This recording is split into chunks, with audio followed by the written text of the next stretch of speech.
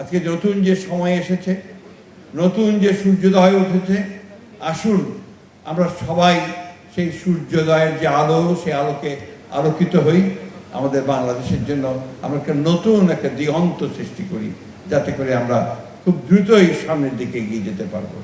আমাদের যে ছেলেরা যারা রক্ত দিয়েছে, যারা প্রাণ দিয়েছে, আমাদের যে বাংলাদেশকে আবার একটা নতুন সুযোগ সৃষ্টি করে দিয়েছে, তাদের সেই রক্তের ধারাকে যেন আমরা কখনোই ম্লান হতে না দিই, এবং কখনোই যেন সেটা আপনার আমাদের কারণে সেটা যেন কখনো আপনার ক্ষতিগ্রস্ত না হয়।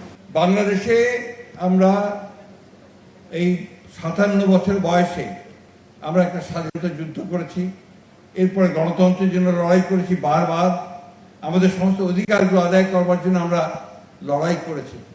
অনেক প্রাণ গেছে, অনেক রক্ত গেছে, রাজপথ রক্তে রাঙা হয়ে গেছে। রেইনবো অ্যাক্রোপ্লাস্টে অ্যাক্রিলিক এমালশন থাকায় মুছে ফেলা যায় যে কোনো দাগ সহজেই। Rainbow paints, colour of joy. এবারকার 24 এই যে জুলাই, যেটাকে আমরা 24শে জুলাই বলছি, এই জুলাই গণ অভ্যুত্থানের পরে সাধারণ মানুষের মধ্যে কিন্তু একটা বোধ সৃষ্টি হয়েছে। সেই বোধটি হচ্ছে যে আমরা একটা নতুন একটা বাংলাদেশ চাই। আমরা সেই পুরনো ঘুণে ধরা বাংলাদেশ আর দেখতে চাই না। এবং সেই ক্ষেত্রে আমি মনে করি আপনাদের ভূমিকা, প্রকৌশলীদের ভূমিকা সবচেয়ে উল্লেখযোগ্য এবং প্রয়োজনীয়। আমি এখন যে মন্ত্রণালয়ে কাজ করছি, এই মন্ত্রণালয়ের কাজটাই হচ্ছে আপনার প্রকৌশলীদের নিয়ে। একদিকে আপনার যেরকম স্থানীয় সরকার প্রকৌশল আছে, সেই সঙ্গে আপনার ওয়াসা আছে, পাবলিক হেলথ ইঞ্জিনিয়ারিং আছে, অর্থাৎ পুরো বাংলাদেশের সমগ্র মানুষের যে সবচেয়ে মিনিমাম রিকোয়ারমেন্ট যেগুলো, সেই রিকোয়ারমেন্টগুলোকে তারা আপনার এখানে প্ল্যানিং করেন, বাস্তবায়ন করেন এবং জনগণের উপকারের জন্য কাজ করেন। আপনাদের প্রতি জনগণের আগ্রহ অনেক, আকাঙ্ক্ষা অনেক, এবং তারা আশাও করেন অনেক, প্রত্যাশা অনেক, যে আপনারা যে প্ল্যানিংগুলো করবেন, যে কাজগুলো করবেন, সে কাজগুলো জনগণের সত্যিকার অর্থেই কাজে লাগে।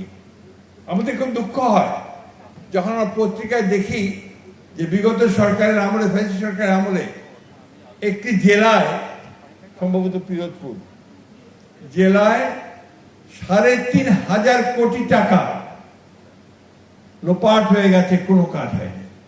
এবং সেটা এই এলজিআরডি মিনিস্ট্রি থেকেই হয়েছে, ডিপার্টমেন্ট থেকেই হয়েছে। এই বিষয়গুলোর দিকে আপনি দয়া করে একটু অত্যন্ত সতর্কতার সঙ্গে দৃষ্টি দেবেন। এই দেশের মানুষ এখন তার আগের মতো অত সব সিম্পল আছে, সরল আছে তা নেই। তারা কিন্তু সব কিছু বোঝেন, সব কিছু জানেন, বুঝতে পারেন, এবং এই দেশের মানুষ কিন্তু কাউকে ক্ষমাও করে না। আজকে আমরা যদি ভুল করি, আমাদেরকেও ক্ষমা করবে না। সেই কারণে আমি অনুরোধ করব যে আপনাদের প্রতি যেহেতু সমগ্র দেশের একটা প্রত্যাশা আছে, ভরসা আছে, আস্থা আছে, সেটাকে আপনারা পালন করবেন, এবং নিঃসন্দেহে আমি বিশ্বাস করি সেটা বাংলাদেশের অগ্রগতিকে অনেক দূর এগিয়ে নিয়ে যাবে।